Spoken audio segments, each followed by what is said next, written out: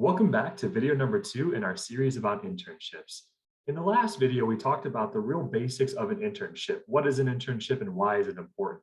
In today's video, we're going to talk about the steps that you can take to prepare your application for these internship applications.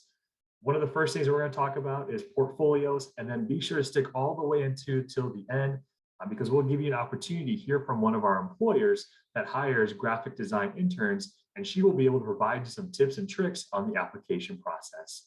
Before we get to that point, let's again go back to our conversation with Serena to give you some more insights and tips to the application process. There's a lot that goes into preparing for an internship. It's just not I'm going to do a quick search, find one and apply.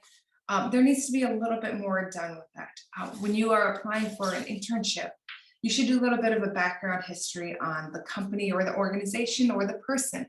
And, really find out, why this company was created or what their mission was for, and weave that into your cover letter somehow. Showing that you're genuinely interested in a job really goes a long way, and that you're not just applying for every job out there. So doing a little bit of history research on that, and then also catering your portfolio to that specific job goes a long way too. And it really shows that you're customizing your portfolio, trying to really, secure that internship. So a lot of times incoming students and parents and current students ask me, well, what belongs in a portfolio? What should I put in there? Should I put everything in there? The answer is do not put everything in there. Put only your best pieces that really shine and really help best represent you. So what really belongs in a portfolio? I think this is a really great piece of advice that I hope students listen to. It's don't be afraid to reach out to the employers and find out what kind of projects do they want to see in your portfolio. Most likely, hopefully, there's a human at the other end. Someone can email you or call you back and let you know, this is the kind of job where we're really looking for typesetting. So maybe you're going to include some catalogs or multiple page layout projects in your portfolio. That way the employer can see, oh, I feel like this person would be a really good fit here because he or she knows how to typeset exactly the qualifications we're looking for. So, reaching out to the employer and finding out what they want also helps you to weed out the kind of projects you shouldn't put in there. So if it's going to be a print-based internship, for example, you really wouldn't want to be making it all animations or video-based. It's okay to put a couple in there just to showcase that you have a variety of skill sets, but try to keep your focus on what the job is. So for a graphic design sort of internship, I had to put together a portfolio.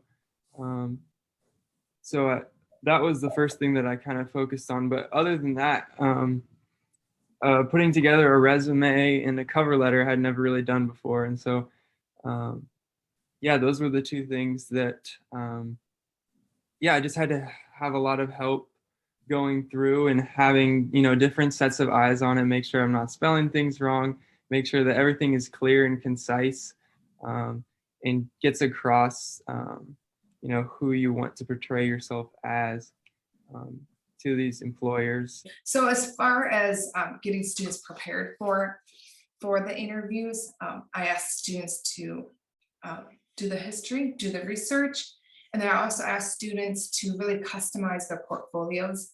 And so, reaching out to the employer, like I said before, finding out what kind of projects they want, and then also practicing, practice presenting your portfolio. It could even be to your roommate. You could Zoom your parents and just walk an employer through, or this mock interview, walk them through the process of how you created a project, what your job, what your role was, what your concept is, and the process of going from, beginning to finish. Practicing talking about your work is not easy. It's not something that students are most likely comfortable doing because they're not used to doing that. So practicing, showing your work to someone prior to an interview, I think is a really good piece of advice that I would wish more students would do. So first of all, please tell us about yourself and a little bit about maybe your background, your career path up to this point, maybe your role in your organization. Tell me a little bit about yourself. Okay, well, my name is Suzanne Milius, and I am the graphic design manager at Kendall Hunt. And within that department, there's 4 of us, including myself. And I typically hire an intern early spring, then that goes through summer. We design all the covers for higher ed textbook. And I have been there this November, it will be 23 years. What advice do you have for students preparing for an internship?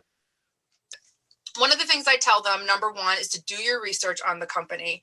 I've had, once in a while, I've had students where they send a cover letter and a resume, and I know that, they're using like a template and they're putting, they're changing the name and that kind of thing, but just to do a little research so that if I say to somebody, hey, what do you know about Kendall Hunt? I love the fact that I love it when somebody is like, I went on your site and I read a little bit. For one, it shows me some initiative, but, they took the time to actually learn a little bit about Kendall Hunt.